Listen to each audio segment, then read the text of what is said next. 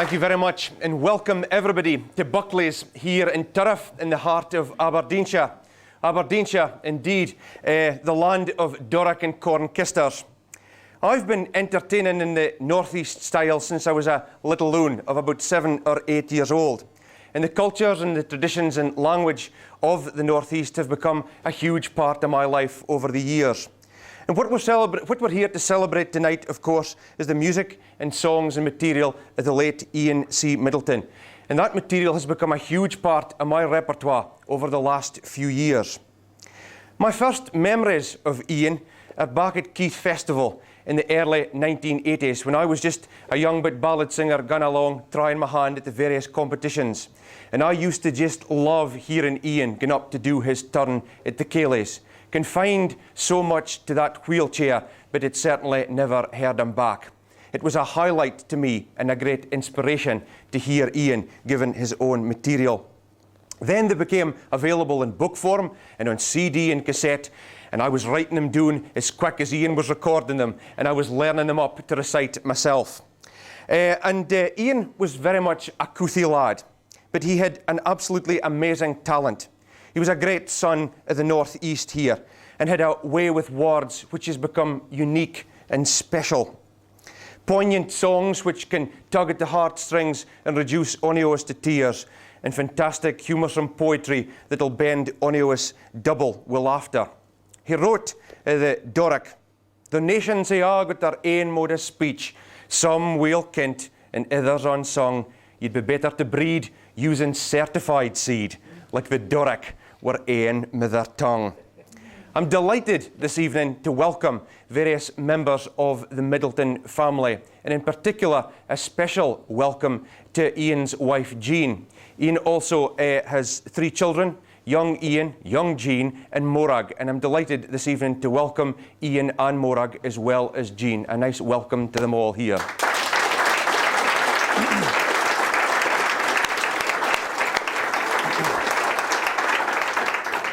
So let's sit back and enjoy some of these great songs and stories and recitations, and fit better to start with than the Humble Tatty. If you've never heard this before, and once you do hear it, you'll never look at a tatty the same way again, I can assure you. I've had great pleasure in learning it and reciting it for years.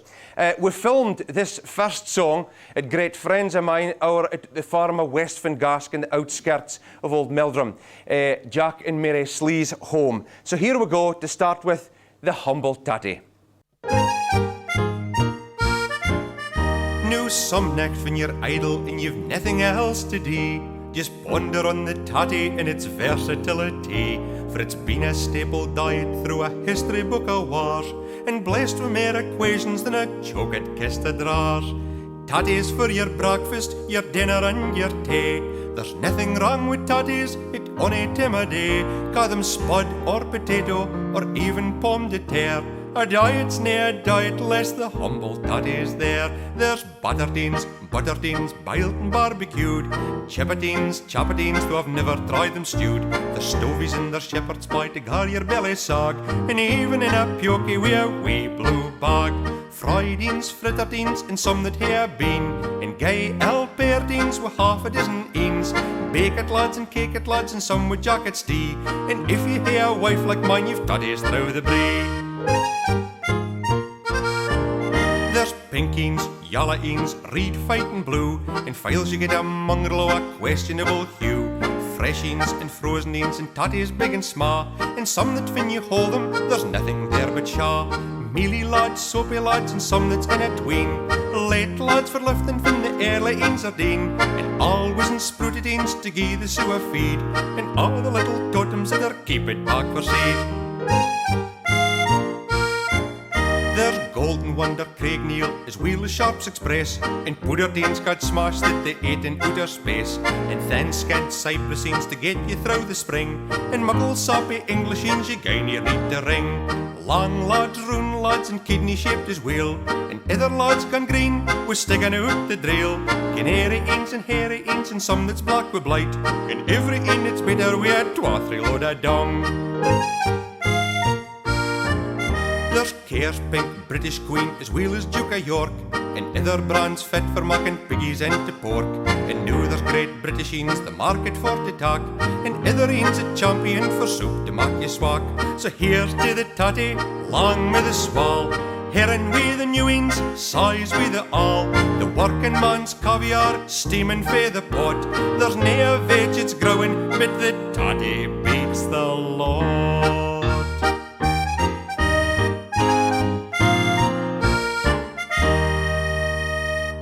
Well, that was the Humble Tatty.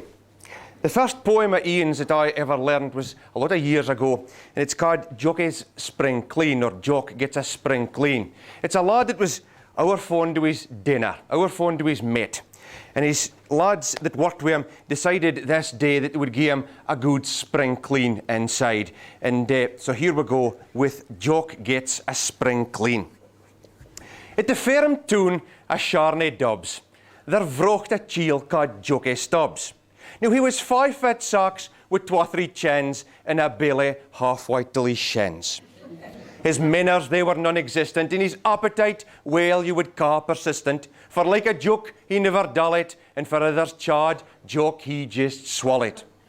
Well, nae matter fit the kind of mate, nor yet the size and depth of plate. Long or other folks was bare, joke was rocks and tea for mare. He would gie a chaw and sign a rift, and he slubbered as he thrived the shift. And you ha' met for fower folk, the like a fit would ha' got you goke. Files fin some young coater loon would huddies puke a sweeties roon. Joke would say, they're onca sma, but never mind, I'll just take twa. And fin tilt and yukes his gweeds a feast, he didn't bother in the least, for Joke I answered with a crack, it's a belly that huds up the back. Now, it was nae surprise was sick a net, that constipation was his fate, and he foonered files for days on end, or salts would put him out a pine. So the men all settled on a plan to gie all Stubby's bulls a hand, and they would gie the glutton sick a dose at he mecht had less aneath his nose. So end they get to the druggist lad and bocht a muckle chocolate dad. 2 squares, it said, would work a cure, but they would gie him 8 just to be double sure. So on Saturday morning, they didn't need to hinner along with Stubby's greed, for I they urged, he another in joke, and he'd swallowed the lot by 9 o'clock. Well, they get a smirk while through the yoken, Stubby's ached for a doken, signed Dunnert off, real urgent like, to disappear in a dyke. Well, from the men all loused at 12 o'clock, the only sign they'd seen a joke was the hint that things was far fair act, as his heed eyes sunk back out a sack. Well, it was Tuesday when they were in the stable, when Jockey's wife came round the gable to tell them of the past we kind when Jock near met his hinnerine. Well, it was 2 o'clock when he stumbles, and his stomach gieing some awful rummels. Well, I laid his dinner on the table, but nah, poor devil wasn't able. That night we wasn't a minute's bedded, when he raised and ben the house paraded. There was nae improvement all day Sunday, and all that night in well through Monday. Oh, poor Brit, he's gotten enough a shock. He winna ate, not even a snack, with his fear to host, as well as sneeze, and his brickside trailing over his knees. Well, it's something he's eating, Jock supposes, but I hear my own diagnosis. And the men, they couldn't help but titter when she says, I think he has a flu.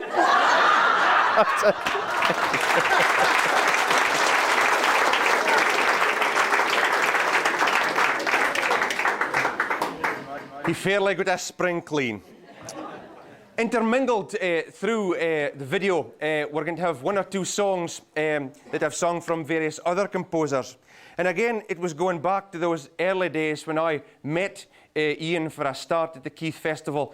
I was at the same time being introduced to lots of other well-kent faces to me now, other singer-songwriters like Jim Reid and the Foundry Bar Band.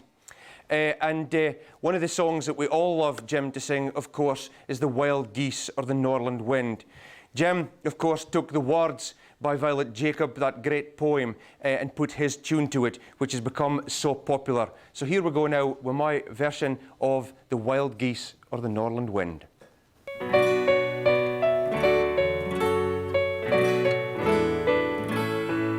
Oh, tell me what was on your road, your roaring northern wind, as ye humbler and frae the land that's never frae my mind. My feet, they've travelled England, but I'm dealing for the north. My man, I've heard the siller tides ran up the Firth o' Forth.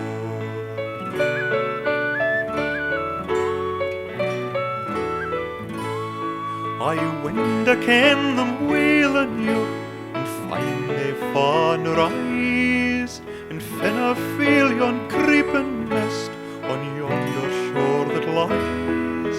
But tell me ere you pass them by, what saw ye on your way? My man, I've rocked the roving gulls that sailed up in the Tay.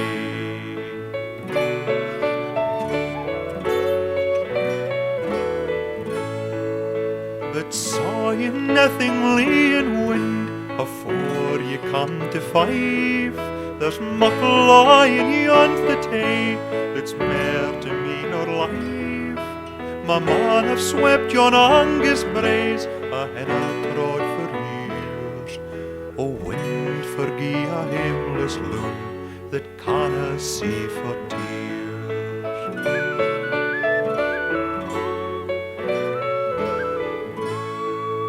And far up in yon Angus straths I saw the wild geese flee, a long, long skein o' beaten wings with their heads towards the sea.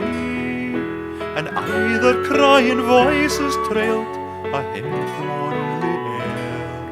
O wind, hae mercy, had ye wished a darna listen mair. O wind, hae mercy, had ye wished a darna listen mair. That was the Wild Geese there, made so famous by Jim Reid. And it was filmed standing by the lochside at Fyvie Castle, where there's lots of wild geese at various times of the year. One of my favourite poems by Ian, and it's always so requested, is called Teen Short. Now, I'm sure there's lots of folk and sitting in this room tonight that's been teen short over the years. And this poor lad was teen short on a boat trip going to Watla family wedding on the islands. Now, it was really written from a lady's point of view, this poem. So you've got to imagine me as a wifey standing here reciting this poem while I'm doing it. It's good fun. So here we go with Teen Short. Now, from the allest quine merit alone for the Isles, I was fair set and fleeing in view of the miles. But Jock wouldn't hear it, though I kent his rouge. When we get by the boat, he'd hae longer to booze. And that's just what happened. A bottomless thirst saw 8 or 9 fuskies chasing the first. And come bedtime, the whammel and Jock's locomotion had nothing to do with the swell of the ocean. Oh, it was nae the first time, and 'twould nae be the last. For I'd guid cause to mind its effects in the past. For a bellyfy, I had disastrous results. For I'd get him the gallops like a guid does assaults. Now, we'd just settled down for the necht in our hammock. When a foreign sensation came into his stomach. It was a hotter and guts that refused to go awa. It was the invoice, a reed roaring diarrhea.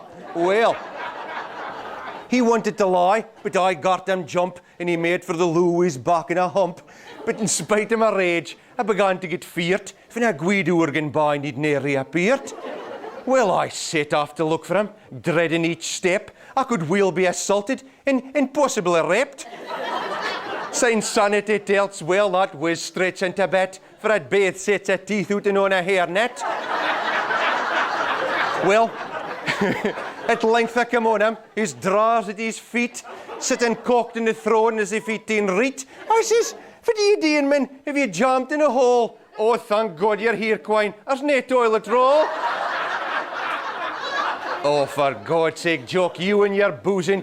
Make a kerkeramel out, I'm going back to my cap." Well, Jock, long in the face and guy square in the lips, says, "Rake in your handbag and see if you've a bet, a receipt or an envelope. What does it matter?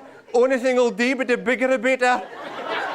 Well, I didn't call long and with limited success, but I know I came time to keep a stracht face when Jock whispered urgently, "Only log Betty," and I threw him his lifeline, a box of confetti.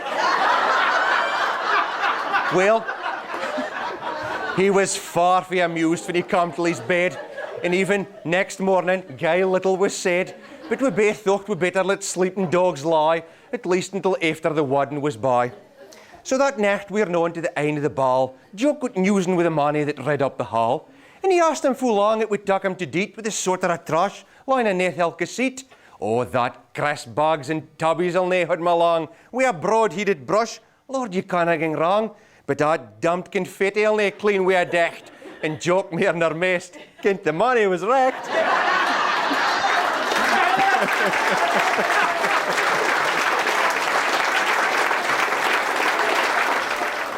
Ian was born in 1936 at a wee croft at Fordyce, just beside Portsoy. He was very much brought up in the hard-working traditions of the Northeast farms and loved the farming songs, the bothy ballads and the corn kisters. Ian was certainly no stranger to the travelling mulls which came round those Northeast farms.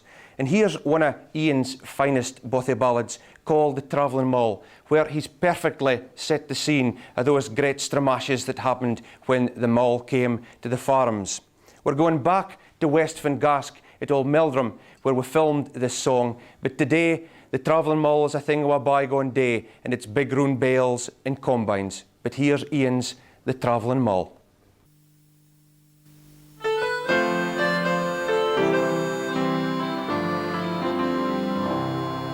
A week afore the mull was due, the money kiddies rounds to organise a squaddy for the neighbouring farm towns. At shaving time and hair's time there was aye a fair bit harsh, but the crowning culmination come the day we had a thrash. The mull came hame the night afore, 'twas mair nor often late, and we ploutered in the gloamin', getting our levelled off and set. But the mull lads poking here and there got all things sorted out for a start the following morning, or the men came in a boat. Fin eens that got her yoket, 'twas a satisfying soon. On a quiet day the humming out was heard for miles around, especially fin an antran shave complete with bond and note, and she rifted out a humph as it could rumbling o'er her throat.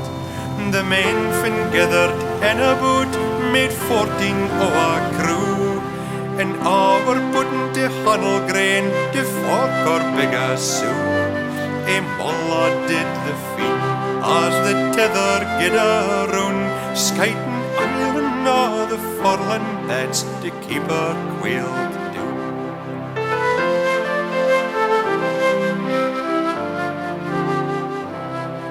The forker's work was tiring, be it chafes or be it stray, but it wasn't near as bad as humping barley bags a day. Half-quarter bags were all designed for nothing less than craft, and they left you shaky-legged or you humphed them to the loft. The lofty stairs about some tunes had aye a nasty lock. They were awkward to negotiate with anything on your back. They were narrow files and yoghurt, hit before the biggest flaw was the 1-4 gradient that was common to them all. Fin we'd loused and got our dinner by the men fi other tunes, for critical comparisons set off upon the runes. They hake it here, they rake it there, get this and that about, for there's aye great fascination with the care o' other folk. We often wilting through hand, they adjourned to the barn to tuck the weight fi off their legs or swap the latest yarn. But they hadn't long till later, for the mull resumed it in, so they sprawled up and rocked themselves to start the afternoon.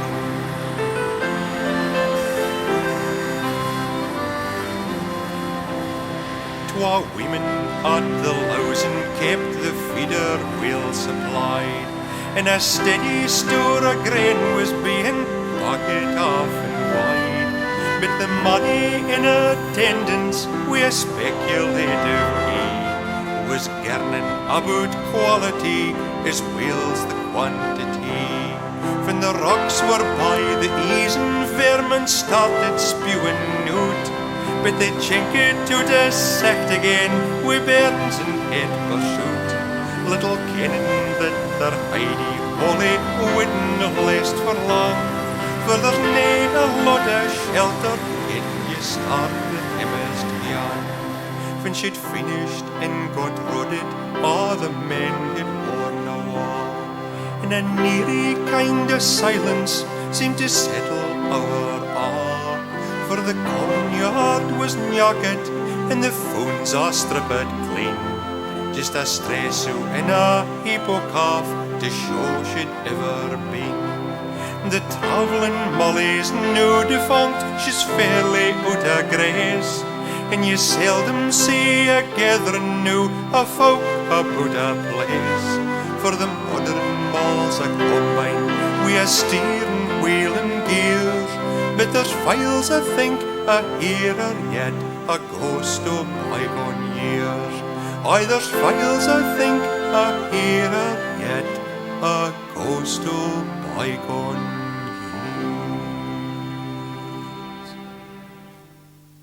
Here's a couple of poems now. The first is about a lad that wasn't half a good at keeping himself clean. And then a buckle flex set in. And then a scratching started. And it's simply called the Kitley problem. Now, if all Hughie Clark had been born in a park, he couldn't have been on a war barket, for he'd a hide like a boar with tide marks galore that a peck would have struggled to market. Aye, the only bet's clean was a fight to his een, or so I'd been led to believe, and a little fight bib for a his long nib, for he decked at his nose with his sleeve. Well, it was a postie that said it in Teentley's bed, so the wife and we cried in by, with a bite and a sup and to red the place up, just in case he'd the doctor to cry. Well, he was fine pleased to seize, and it seemed his disease was nae mair than a thought of the flu, so we both made a start to rid out the clart, while the kern would a gart you spew. There was simmets and socks hanging out of a box, and galluses, combies and cloots. There was kittlins and cots and an all pair of spots, and totties with 7-inch sprouts. There was remedies sure for coffees with scour, and potions for curing and killing, and half-eaten mates in their various plates, all growing their ain penicillin. Well, after 2 hours or more, we a brak for fresh air, for we'd never afore tried its marrow. We got the place in ship shape with aid of a grape and a guid puckle junts wi' a barra. It was then the wife said, at the state of the bed, it was garner coke with a smell. It would need stripping off right down to the calf, and say would all Hughie himself. So we rake it about to get stuff looked out, and we come in some stowed in a press. Ah, it wasn't a great deal, though at least it was hale and just about as black as Hughie's face. Well, we couldn't but laugh at the blankets and off. You'd have thought they'd been steeped in cement. But for we both lost our rag getting them into a bag, for you ken, it wasn't a good getting them bent. Well, the wife got outside when I washed Hughie's hide and shifted his drawers and his sark. It was then I discovered that the poor crater was covered in flex that did nothing but bark. Well, says I, with a shudder as they crawled over his rudder, you're loping with flexmen and brians. Says he as he clad, you ken it's nae near so bad, now that the biggins is it in his smiles. Well, I soak it and scrub it, and sign had him rub it, until he was nearly red raw. So I get him his mate, saying, well, you'll nae need the vet, so the wife and me will had a wa. Well, at home it was clear, with a sma souvenir. We were plastered in spots with our chan. I thanks the all Hugh, would flex and would flew, and we couldn't get sleep it for Clan.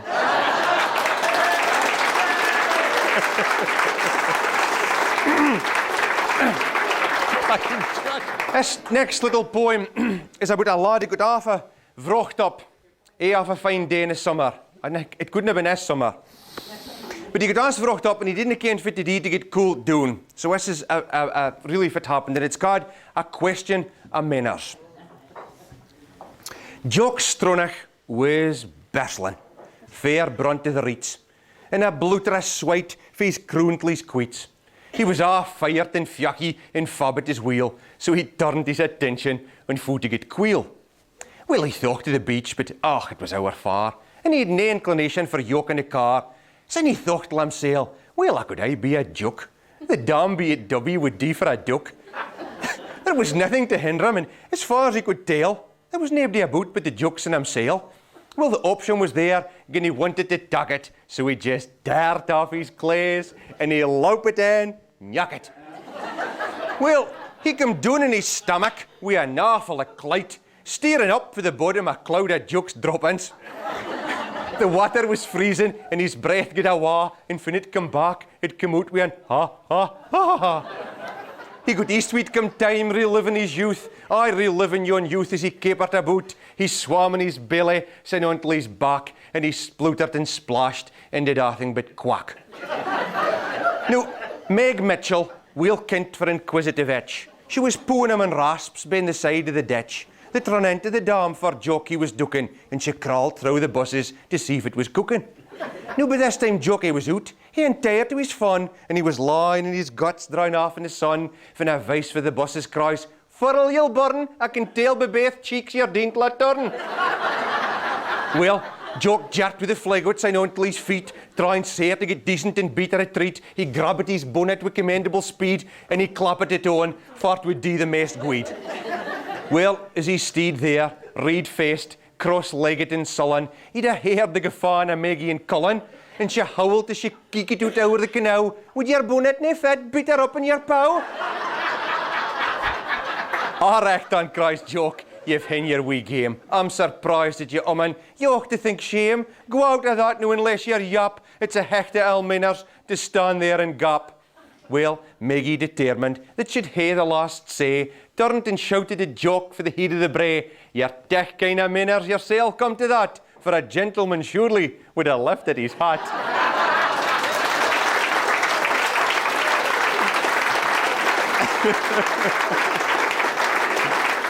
Ian and his wife Jean lived for many years at Arradool, just in the outskirts of Buckleys, on the Murrayfirth coast. And if you see a picture of Ian, and often when I think about Ian, he wore yon awful fine fisher jumpers with anchors and fishermen bonny engraved the side of them.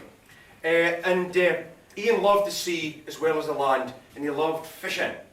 And of course, he loved tying flies and was a master of that, as well as a master of writing songs and poems.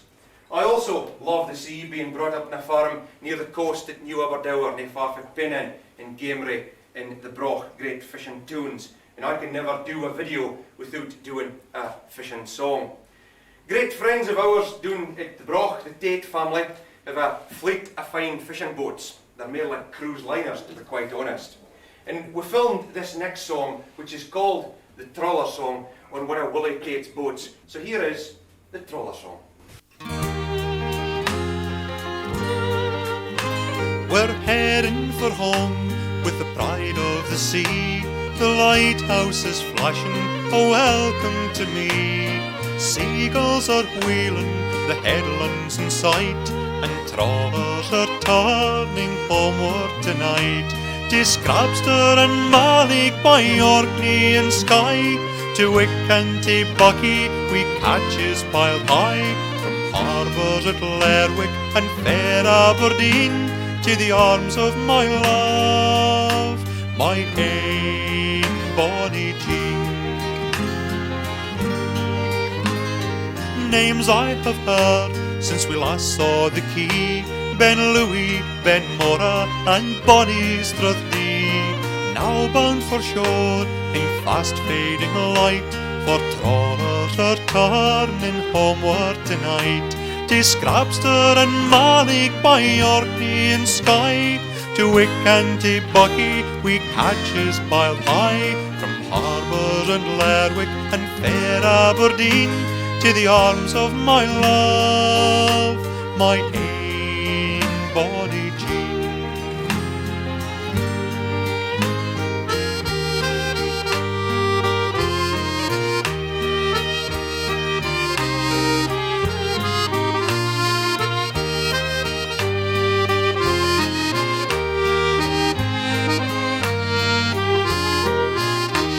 Scrapster and Malik by Orkney and Skye, to Wick and to Bucky we catches piled high, from harbours at Lerwick and fair Aberdeen, to the arms of my love, my ain body Jean.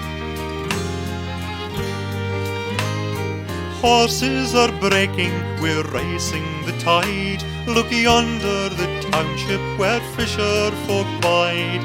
Soon I'll be with her and holding her tight, for travellers are turning homeward tonight.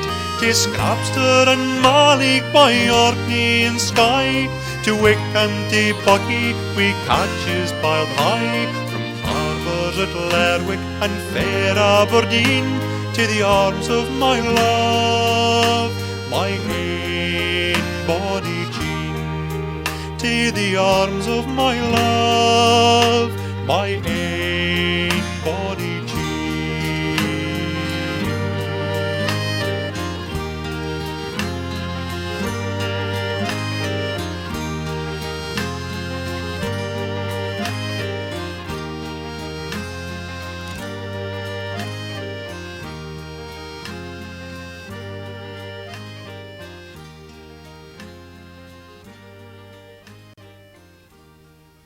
Now this next poem is something that we're all looking for, and it's called A Shortcut to Siller. I've been looking for it for years, and this is certainly one way I got about it, but I don't know if it's hugely advisable, but here we go with A Shortcut to Siller. Now Jean van her breather up indeed, fell heir to the firm a hillock heed, as well as 100,000 in siller, just to see that work would never kill her. Now Dodd the foreman, ta'en the chance to shove the seedlings of a manse, and Jean, love sterved and drawn the pension, was flattered sair with Dodd's attention. She was flattered, aye, but nae just feel, for she kent it was the place that had appeal. And though nae the washer would a hint, there was aye the chance, for whoever faint, that Dodd would tak a liking till her, for buy's the place and our siller. So aye, to maximise her hope, she aye gave Doddy plenty scope. But Lord, you would a rake it sair, or you come and sick an ill-matched pair. For Dodd, as Abdi would agree, was younger like nor 53, a swack, gweed-looking grafting billy. He turned to heed a money a filly. Sma winner than that Jean could gite, his love could o'er her like a blight. For she was something else again, a trachly, touzled battery hen. Her skin was yerded, her clays elfitten. Aye, she was like something copet half a flitting. And neath her nose and run about it, fuskers like a cat it sprouted. Aye. From the looks had been dashed out, poor Jeannie, she'd been out about. No, although she'd set a day in Mullach, and a respects a human golach, there's nothing fires a gweed romance as wheels the lure a high finance. And Dodd thought, damned although she's roch, there's plenty room about the troch. The crater's ready for the knocker, man I would begipe it nae to tak her. Well, the upshot was, though sair the verit, the pair of them eventually married, with Jean giving Doddy every chance to base the marriage on romance. But Jean himself pooh-hooed sick notions and wouldn't even ging through the motions. Good God, the only reason he stuck it was the thought that Jean would kick the bucket. But plans for ever wheel their laid ging off to glide as Robbie said, and in far for heading for the knocker, like melting fat, she aye grew swacker. And Dodd himself showed signs of failing as the strain of whiting started tailing. As the years slipped by, he pined awa, come time was never out at all, and it galled himself as he glowered at Jean and thought to all that might have been. And the hinner rain he ta'en a thrill and gathered throttle down the hill, and for days he lay with a croupy hawk, saying ta'en the road without a duck.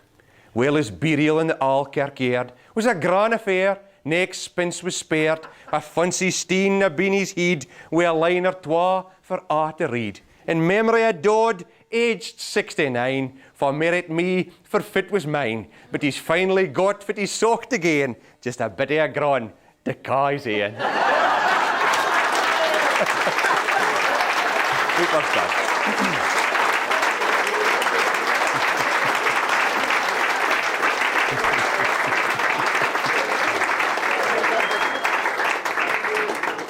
Well, of all the songs I've ever sung in my life, this next one has got to be the most requested for me. I've sung it and it's been my party piece in all different parts of the world, for cruises to Canada, and it's always a winner. It's often just described and asked for as the hen song, but its real title is the Lisbon Leghorn. Ian often called it the song about the pansy pullet. The poor thing really didn't care if it was a hen or a cock-a-doodle-doo. So here we go. We're going down to the Chapmans at West Cockmuir, the home of Robert and Ethel Chapman, and it's Farmley Eggs as their company, and where better to sing it amongst hundreds of hens. Here it goes, the Lisbon Leghorn.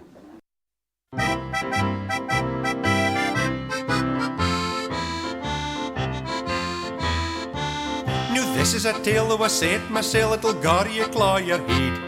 Concerning a chucken that eens was hatched a most peculiar breed. A kitten it made for it laid an egg, but syne it kickled and crew. And I didn't ken if it was a hen or a cock-a-doodle-doo. Oh my, what the how do you do? For I didn't ken if it was a hen or a cock-a-doodle-doo. Now a normal cock, a respectable stock, is a craw that's clear and crisp. But this was a freak with feminine streak that liked to craw with a lift. It fluttered its een like a fairy queen from the dominant male appeared. And I seen surmised beats pansy was had been landed with something weird. Oh my, what the how do you do? For I didn't ken if it was a hen or a cock-a-doodle-doo. On a neighbour's advice, I entered it twice, it Keith and Turriff and But in spite of my tries, I won me a prize from the judge, he heard it craw. He said, is it a he or is it a she? For I'm damned if I've a clue. But we'll win our out, we'll settle the dude with an independent view. Oh my, what the how do you do? For I didn't ken if it was a hen or a cock-a-doodle-doo. So we called the vet to einde the bed in Speargenied here look. And we every appliance of modern and science explored each feather in yoke. We hauled and hoped and probed and poked near one of the critters cracked. So they figured with funnels for kicking up tunnels to see and its heart was stretched. Oh my, what the how do you do? For I didn't ken if it was a hen or a cock-a-doodle-doo. Well, if it ever he saw his heat with a claw, and he says as he gathered his breath, you was winner and whether it was inner it there's a matter of fact, it's beth. Cause your chucken's a freak, fae bum to beak, I can be its parson's nose. The signs are clear and I'm ready to swear, it's definitely one of those. Oh my, what the how do you do? For I didn't ken if it was a hen or a cock-a-doodle-doo. Now I have to confide, I cannot abide the present permissive trend. And I wouldn't aid its imminent spread with a bird half round the bend. I was burning with shame and his scenes on him, I rocked its neck with a north. But in spite of its flaws and effeminate craws, it made a fine body of broth. Oh my, what the how do you do? For I didn't ken if it was a hen or a cock-a-doodle-doo. And it's oh my, what the how do you do? For I didn't ken if it was a hen or a cock-a-doodle-doo.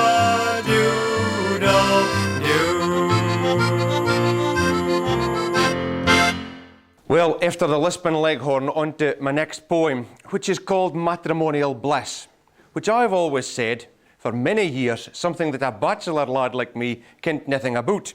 And I've always said, well, it was always put me off taking a wife. It's failed. I'm taking a wife, so I'm going to find out next year if this poem's true or no. But here we go. It's simply called Matrimonial Bliss. For it comes to married life in the taking of a wife.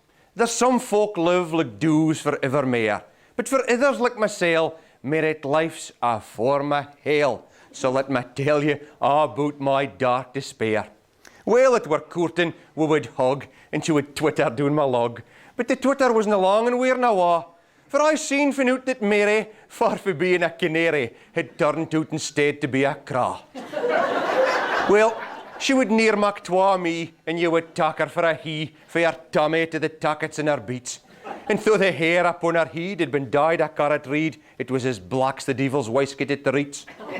Although she's bad and yoch fin clad, man, you want to see her in her bed. Fin she's coped on her side to face the wa, in a long fight flannel goon, for her chin down till her phone. She's like a high rock with covering a snaw.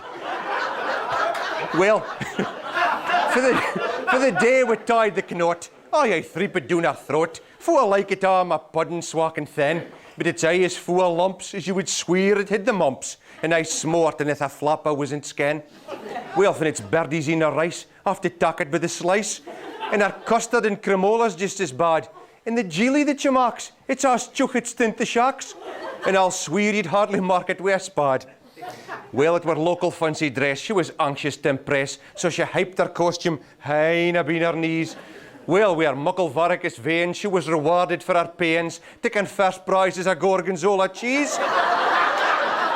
Now, I suppose you'll be wondering if I saw in such a formidable squaw, since she told me I would shortly be a dad, and I waited out a year for the crater to appear, before I realised it had been hard. You see, as far as women go, well, my optic's awful slow, and she'd all the signs for which a pregnancy depends. But for 37 weeks, she'd stopped a bowster down her bricks, and wore a bra that would have held 2 o'clock on hands. When she showed nae sign of remorse, I gave some thought to a divorce, till fate decreed, I should thought and chava wa. For it was just the other week, she had a lucky streak, scooping 40,000 off a fix the bar. Now it's kent the world over that siller has the power to sweeten even the roughest peeler mate. So now I just compliment the cook, and if it winna cha, a soak. and I make sure I leave a knacket plate. There you go. Well, with so much writing and humour in his head, undoubtedly, Ian had many, many ideas for songs and poems. Many short verses which he wrote didn't get to be a full song or a poem, and they were all gathered together and printed in his last book and called the Sma Bundles that were a trock. Even one of them was called. So here's one or two of the Sma Bundles for you. For my nephew got home with a quine for a dance, he gave her an amorous embrace. She thought of the file sign, shoved him awa with a fligget-like look in your face. What's wrong with you, Jean? It's the glint in my eye. He speared with a touch of guilt. Or the glint in your eye wouldn't bother my name. Can you hit to that tilt in your kilt?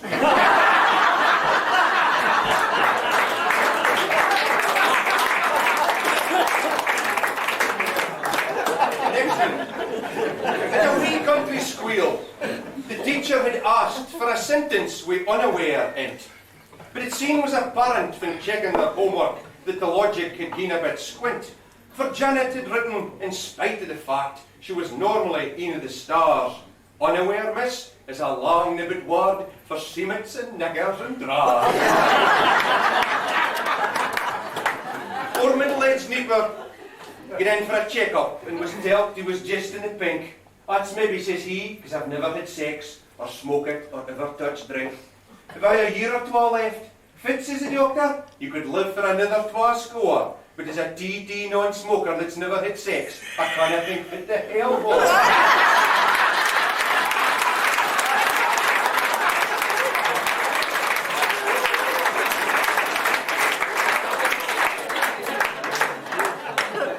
My grandfather got in by to order his coffin, to save the cost when he did. But when they told him the price of a quality box, well, he wasn't willing to get. Oh, but would make you a box of four plywood if you can't afford pine or teak.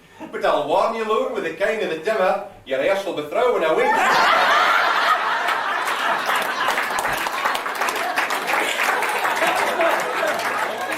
And we're moving rapidly on to footrits. And it's my favourite, and it's simply called the footrit.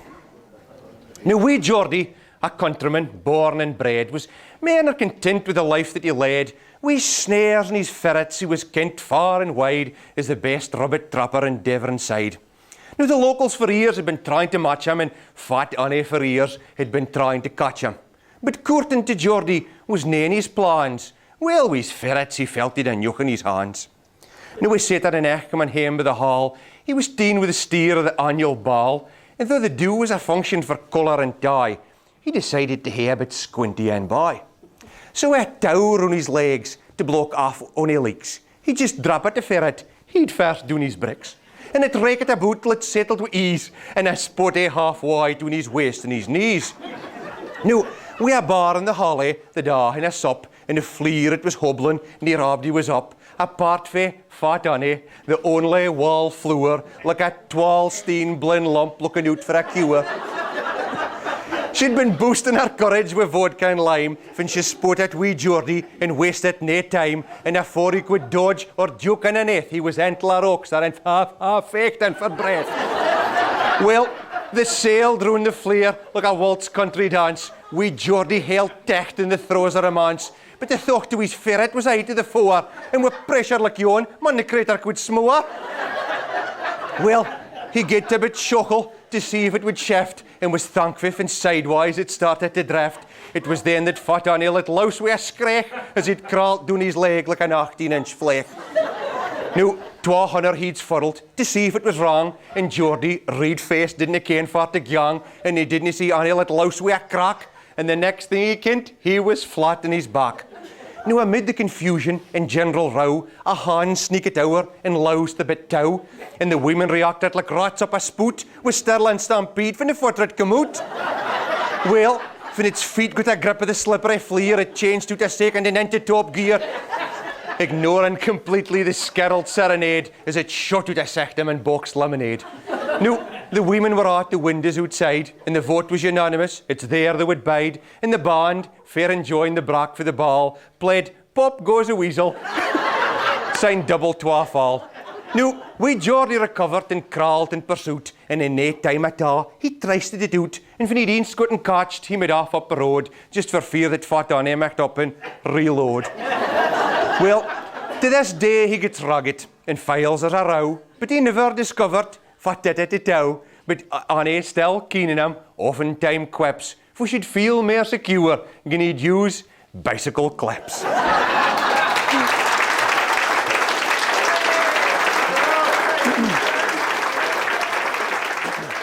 Now we've got one of Ian's songs again. A very poignant one that really tugs at the heartstrings like a lot of Ian's songs do. It was written about a wee crofter lad, and you dinna see these wee crofts so much these days. There's nae much place for them in agriculture the way it's going. But these crofter lads were contented with their lot, which often wasn't very much at all. And Ian has set the scene perfectly here again with this song. For the video, I've written a new tune for the song and put it together with Jean's permission. So here it goes. I hope you like it. And it's called A Sign of the Times.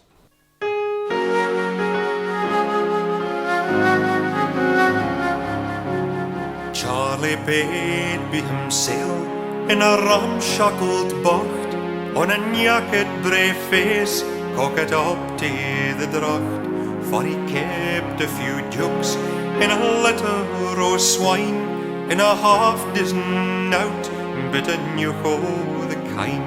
Like he's nout, his machinery wasn't a great deal, he'd a wee Davy Brown, near as old as himself. She'd a poker and host, and was seldom without, and a job fair and timber sair needed new. The place had been riven fae heather and fun, some 40-odd acre o' marginal grun, for rushes and tansies as weel as cannops, tried sair to mak roads and Connacht his crops. 'Twas a gay uphill trackle, the weather made war, files druchted and stewy, files widen and glaw, and essentials were money times often supply. But he tightened his belt, and I seemed to get by. No modern conveniences Charlie had neen. His hoose was Peter Rickett, his furniture Dean.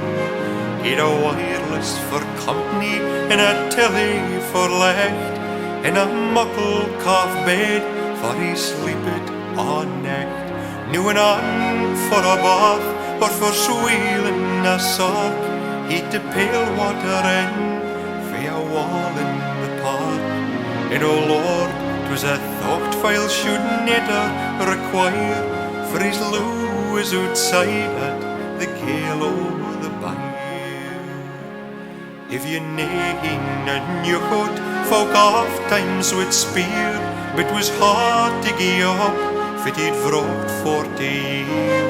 He would puddle a wide as long as he was fit, for he felt he'd a year or twa left in him yet. But old age creeped on, he grew short in the step, and were long couldn't handle a spar or a grape, till the place come time was no work at all, and when naebody to leave till he slipped away. 7 years has gone by since at last saw a plough, and a winner for Charlie would think o' her new, for his parkies are on a sorrow state, wi' the hell clawing back, for he'd eens riven fate. It'd been rumour be true, it'll nae be long there, and come time, folk'll nae even kent it'd been there, for the forestry's bulldozed is steadin' hoose, to mak way for the planting o' larrick and spruce. Women gone with the times, if we want to survive, the old ways are redundant, forever we strive. Charlie's old-fashioned methods are long out of date, in a world for we're soft to grow mair met. It's a change for the better, I'm nae going to say, for it's gains the green mountains as well as the spray. But it's time that'll tell if they've gotten things right, but there's farther to fall, can you flee a great hecht?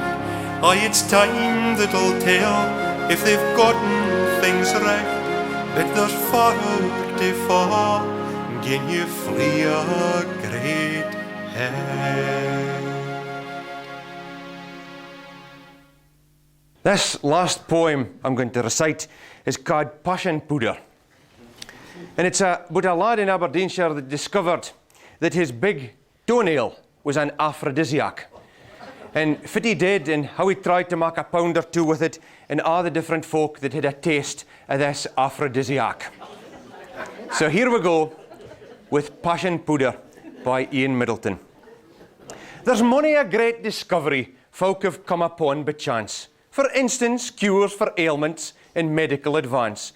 And a similar kind of windfall came the wire Jockey Black when he discovered that his big toenail was an aphrodisiac.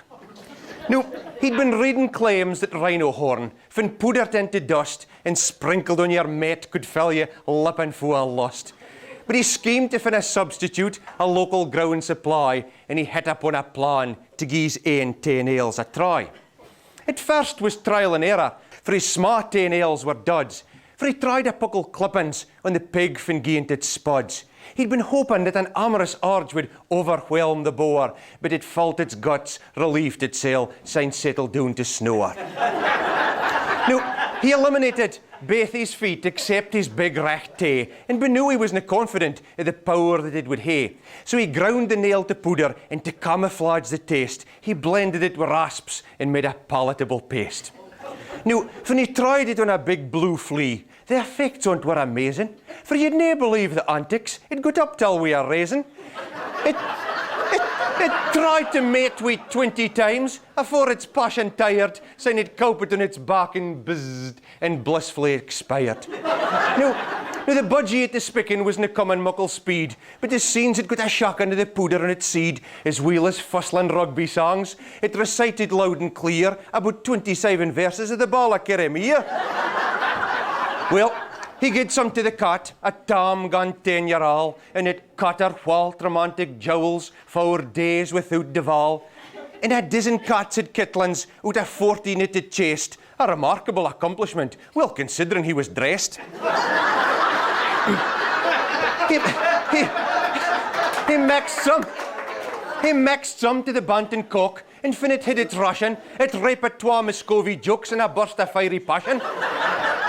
It got ass-vrocht up with chasing poultry through the dubs and sharn, that intermittent jets of steam come spouting fae its stern. Well, he gied some to the collie dog, and it worked like a dream, and it watered all the paling posts afore its tanked team. But the side effects were real severe, for its hint-legged in locket, and it's travaged about for weeks on end we'd permanently cook it. Well, against his bitter judgment, he gied some to the ram, and in less than 20 minutes it had every yow and lamb. As well as Nellie Stewart's goat and she's quick to tell, it was only nifty fit work that saved all nail her sale. Well, now, he tried it on a Frisian bull, as well as on the cuddy, and it proved it worked gran and beasts, but fit about a body. Well, nothing ventured, nothing gained was Jockey's view in life, so fin it come to guinea pigs, well far better nor a wife. Now, Belle was fond of strawberries, so Jockey balked at 10, and when he got her by in the house, he steered to put her in. Just before she would react out, he couldn't wait to tell, but he felt a bit uneasy when she ate the lot herself. Now, the outcome of the experiment we can't dwell on here, though Jockey or a dram will maybe tell you when you spear, but 2 or 3 folk that have seen Jock have been asfart in a back, for his tint is muckle wecht, his very false teeth have gone slack. But when her passion had subsided, Belle, with a sultry look at Jock, says, "Yon was damned fine strawberries, is there only mare in stock?" So when he told her for the dean and that hate he used with caution, for they'd seen run out a tail if they didn't hate on Russian. But Belle got real addicted to it, so Jock curtailed supply, and Belle she wasn't nothing if the crater wasn't a fly. And at night he chanced to walking up, and when he had a look, she hit him by the big tail and was haying us like it suck.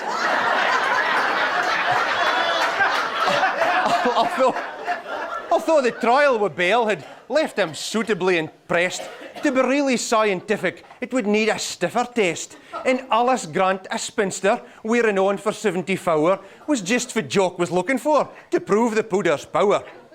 So on Saturday night, the rural held its annual supper dance, and with Alice in attendance, gave Jock the perfect chance. He waited till her back was turned, and he steered some in her port, and she wasn't long in showing, she was all the better for it. Well, she got up a dance with Willie Smith, and syne they disappeared, and was wearing on for all long syne, afore they reappeared. Well, the state that Willie's clays was in wasn't even Warner Alice's, for he hadn't even a button left for anchoring up his galluses. Now, it wasn't long or word got round, trade grew fast and furious. Some came in cars and zimmers, some to buy, and some just curious. But the man grew as ferocious that the stuffy scene got deen, and for every 2 that got some, there was 20 that got neen. Now, if it wanted to boost this tailnail's growth was a major handicap, for Jock had never heard of anybody tackling sick a crap. So daily, in midden-bree, he spent an hour at duckant, though it failed to galvanise the growth, but it stopped at Bale for suckant. He carn't with all concoctions, ever fashioned for the feet, massaging morning night, and I hadn't on the heat. And it was yarket full of hormones, in the hope I garant sprout, but the damned thing I resisted, attempts at garant sprout. However, dreams of riches weren't altogether tint. Gin he bump it up the price a bit, he still could make a mint. For being the sole supplier, he'd the buyers in a nuke, so a gram was set at £20 and a fiver for a sook. But disaster struck a morning, gin the horse a puckle stray, for it shuntered sideways in the star and it trumpet on his tay. It burst in 3-4 places, and despite a pleas for bail, he pickert and he piochert wheat, and he tried to cure it himself. Within a week it festered, gin for black and blue to read, and sign get soft and sotry like a jar of potted heed. He landed in the hospital, but it was our far gone to treat, so the surgeon whipped it off his nail and half his big tay wheat. For at length, the folkies heard that they'd got their hinmist ration. Withdrawal symptoms seen set in, being starved and sick of fashion. The Frisian bull get sterile, and the very dam get flat, and abdy whaled for weeks on end, for things had come to that. Now the bantin cookie sits and pines, a poor dejected crater.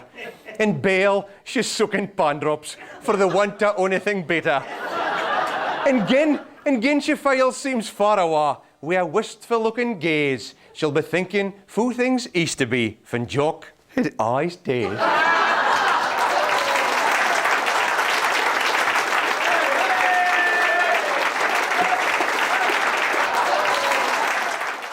Well, I hope you've all enjoyed yourselves at Buckleys and Turriff here this evening, because I've certainly enjoyed every minute of making this video. When Ian Middleton sadly died in 1999, he left us all with great memories of a fantastic gentleman. And the gift to us all was that gift he left behind of his songs and his poems and his books and his CDs, a truly remarkable gentleman.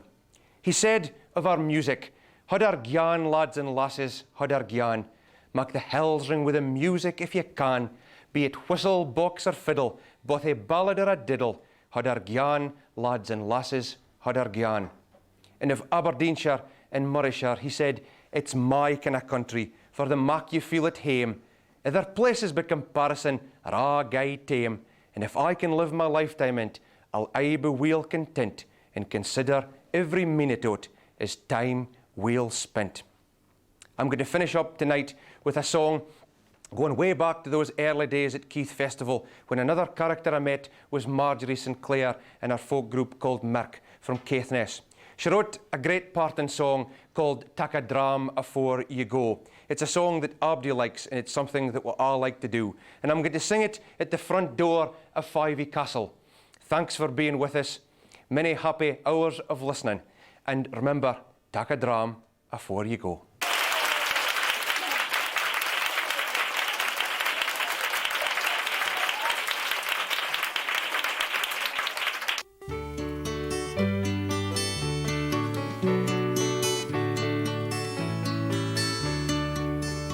Oh, the time has passed so quickly, and the music's almost done.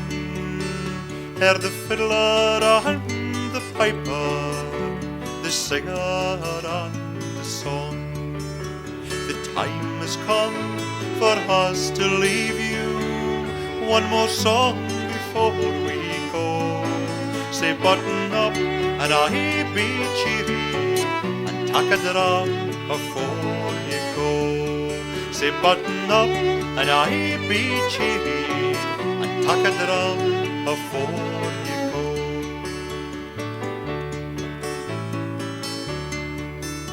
Oh, this night we will remember, for the music's been just fine. But the cold grey land o' Buchan can be cruel and unkind. So we must bid farewell and leave you, travel through the ice and snow. Say button up and I be cheery, and tak a dram before you go. Say button up and I be cheery, and tak a dram before you go.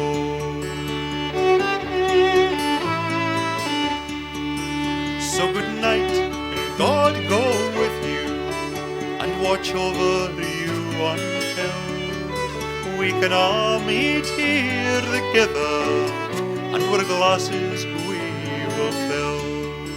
We will drink a toast to absent friends, and let the beer and whiskey flow. Say button up and I be cheery, and tak a dram before you go. Say button up and I be cheery, and tak a dram before you go. Say button up and I be cheery, and tak a dram before